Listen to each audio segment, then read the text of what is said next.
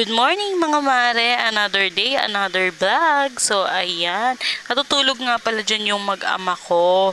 Yan, maaga kasi kami nagigising, napupuyat kami. Syempre ganun talaga kapag may baby pa, laging puyat. Sinong relate dyan mga ma? Taas ang kamay. Habang natutulog nga yung mag-ama ko, tinawagan ko muna yung panganay kong anak. Sinabi ko naman sa inyo na palagi ko talagang tinatawagan ng aking anak. Araw-araw yan, umaga, tanghali, gabi, kahit anumang oras, basta tatawagan ko siya. Syempre, kailangan ko malaman kung anong lagay ng aking anak. Nag-uusap kami niyan, sabi ko sa kanya, ang sarap naman ng kinakain mo. Favorite ng anak ko yung kutsinta, parehas kami ng favorite. Syempre, saan pa magmamana? Di sa ina. Lahat ng favorite niya, favorite ko din. Sabi ko nga sa kanya, ibig sabihin, parehas kami ng taste ng anak ko. Syempre, kanino pa ba magmamana yan? Syempre sa akin, alangan naman sa kapitbahay, di ba? Pinakita ko nga sa kanya yung kapatid niya. Sabi niya, ba't palagi daw tulog ang kapatid niya? Sabi ko, ganun talaga kasi nga baby pa. Tutuusin talaga. Ayoko pang lumaki yung mga anak ko kasi ang sarap kausap kapag ganyan mga bata pa. Pero nakaka-excite naman sila makita lumaki at magkasundo, di ba? Nga palagi kami nag-uusap ng anak ko sa video call hindi ko pa rin maiwasan na mamiss siya. May mga times na naiiyak ako kasi nga gusto ko siyang mayakap, pero dahil malayo ako, wala naman akong magawa. Pero okay lang yan kasi sa bakasyon naman ay makakasama namin siya. Gising na nga itong anak ko na itong bunso. Ayan, lolo ko na naman. Ganyan talaga siya. Mahilig din makipag-usap. Marunong na siya makipag-usap kasi magtatatlong buwan na siya. Tuwa nga kasi sobrang bilis lang ng panahon. Dati ang liit-liit niya. Ngayon, lumulobo na siya. Puwera usog. Hilig niya talaga makipag-usap sa amin. Tapos, gustong-gusto niya yung kapag kinakausap siya, talagang nagre-respond siya agad. Kaso palagi nga siyang gutom, kaya palagi siyang dumedede sa akin. Sinubukan din naman namin siyang padidehin sa bote, pero ayaw niya. Ayan, lumabas nga kami para magpahangin, gawa ng mainit dito sa loob ng kwarto kapag tanghali. Lumalabas kami para makasingot kami ng sariwang hangin at syempre presko dahil mapuno. Ang sarap din talaga dito kasi puro puno yung makikita mo, nakaka-relax, pwede ka mag-meditate anytime. At saka syempre healthy yung anak mo kasi walang naaamoy na mga kung ano-anong pollution, wala rin mga naninigarilyo sa paligid. Kaya nakakatuwa ito para sa aking anak na bunso. Kung minsan hindi ko maiwasang ikumpara yung lugar noon kung saan lumaki si Abel kesa dito kasi doon ang daming naninigarilyo kaliwat kanan, kaya linggo-linggo may sakit si Abel, yung panganay ko. Pero dito naman, nagkakasipon lang naman si bunso kasi nga malamig ang panahon. Ganun naman talaga, kaya kailangan lang ingatan ng ating mga anak. Normal lang naman magkaroon ng sakit yung mga ganyang baby pa. Alam ko, nagkakasakit talaga yung mga baby madalas dahil mahina pa yung resistensya nila pag ganong bata pa. Hindi naman sobrang hina, pero siguro ganun talaga kasi paiba-iba rin yung klima ng panahon. Ganito lang yung routine namin palagi. Nilalaro ko siya kasi nga gustong-gusto niya na rin makipaglaro.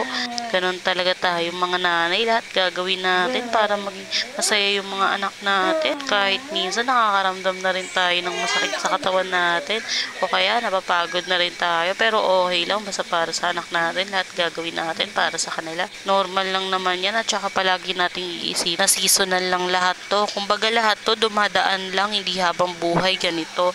Hindi habang buhay bata sila, kaya kailangan enjoyin natin yung bawat araw.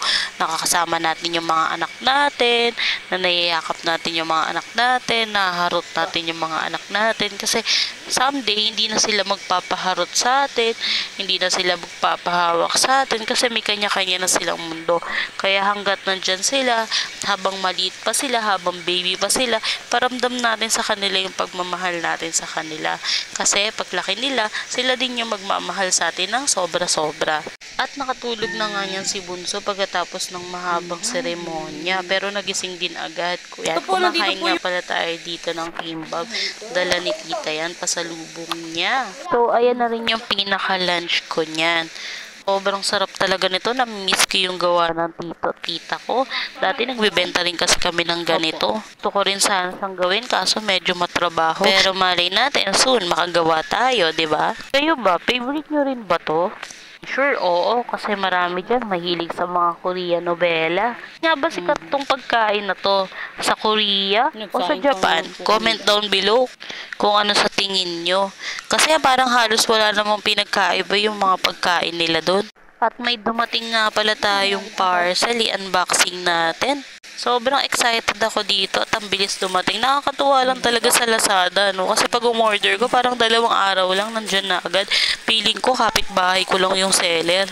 Bubuksan na nga natin to. Ito nga pala yung binili ko para siya sa wall. Sticker wallpaper nga pala yung tawag dito. Yung parang mga bricks. Nakakatuwa lang talaga mamili sa online kasi ang daming mura tsaka hanggang mga kapaki-pakinabang. Imagine, itong mga ganito nabibili mo sa online ng sobrang mura lang. Alam niyo ba, nabili ko lang ng 7 pesos per inch yan. Plano ko nga palang ilagay yan sa kwarto. Kasi yung kwarto is plywood lang yun. Dalas kasi, kinakaskas na ni baby yung kamay niya, tumatama sa pader. Nag-aalala kasi ako, baka masaludsod yung kamay ni baby. Kaya sabi ko, lalagyan natin ng gantong sticker wallpaper para naman safe si baby. At saka, maganda dahil maaliwala siya. Kulay puti talaga yung pinili ko para nakikita ni baby na maliwanag sa paligid niya. At saka, iwas na rin sa lamok.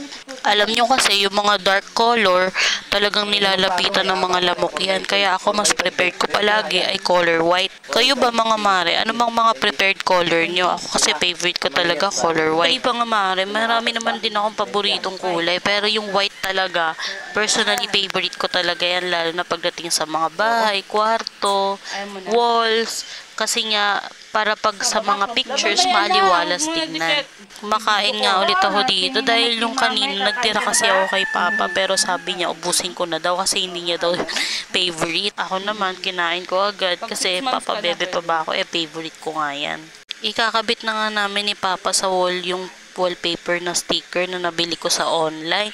Ganyan nga pala yung itsura niya, tsaka malaki nga pala siya. Tutulungan nga sana namin tong ayusin.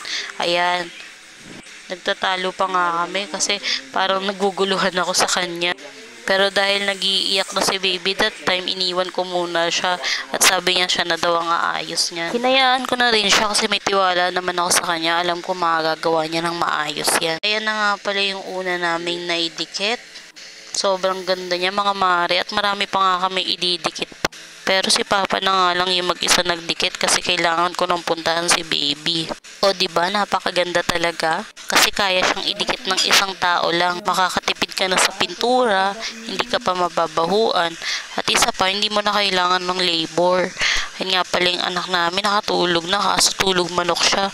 Ang bilis-bilis niyang magising. Kakatapos ko nga lang din siya dyang nail cuteran. Buti na lang na nail cuteran ko na siya bago pa siya magising.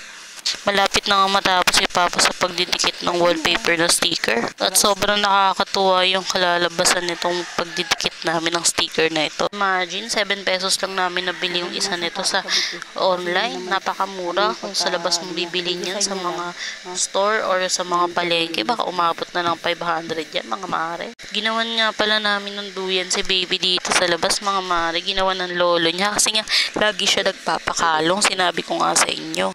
At habang ginagawa nga ng lolo ni Bunso yung duyan niya, nandito si Papa para mang-asar. Ganyan kasi yung trabaho niya palagi, mang-asar. Nakakatuwa nga, no? Kasi yan yung duyan ni baby sa labas na ilalagay at mapipreskuhan talaga siyang mabuti. Ginawan nga rin kasi ng duyan si baby dati sa loob ng bahay, kaso ayaw niya doon, kaya nilipat na lang dito sa labas. Gana nga pala si Bunso sa duyan at gustong gusto niya talaga kasi feeling niya karga pa rin siya at hinehele siya.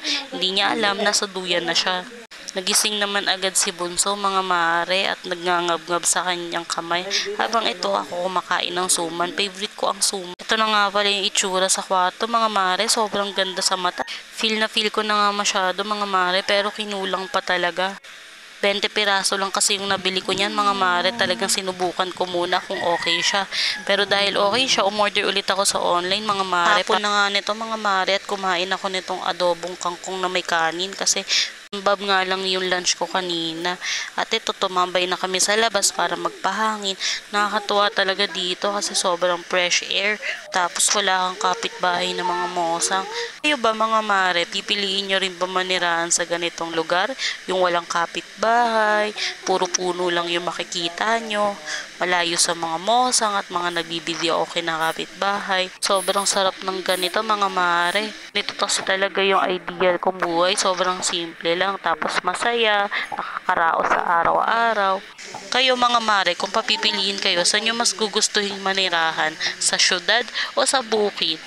O siya, dito na lang mga mare. Bukas na lang ulit. Salamat sa panonood. Follow for more!